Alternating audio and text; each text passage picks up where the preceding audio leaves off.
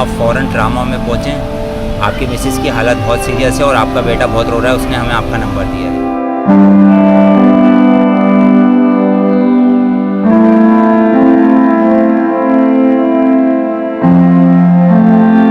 मैं नहीं दे सकता, कोई नहीं दे सकता, उसकी सज़ा उनको अल्लाह ताला देगा और इस दुनिया में ही उनको मिलेगी।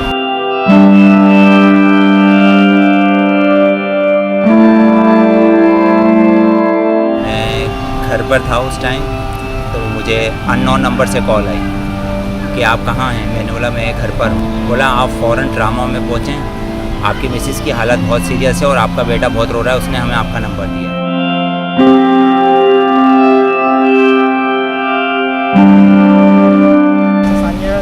दुपट्टों का काम करते हैं? जी, उसका स्टिचिंग का काम था। उसका स्टिचिंग का काम था, रेडीमेड्स माइयों के सूट बनाती थी।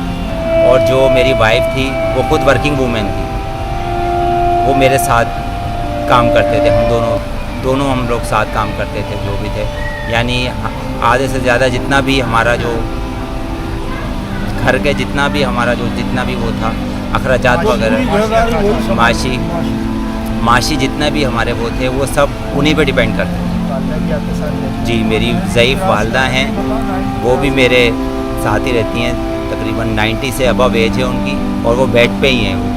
उनकी भी देखभाल, सारी जिम्मेदारी वो भी मेरे पे और मेरी वाइफ पे ही, वही उनकी ज़्यादा वो केयर करती थी। मेरी सबसे बड़ी बेटी जो है वो 12 साल की है।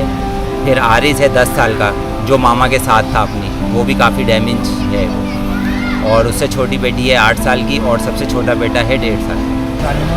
माता किया, उनको क्या कहना चाहिए? उसको मैं ये अल्लाह ताला उनको हिदायत दे और उसकी सज़ा उनको अल्लाह ताला खुद ही देगा।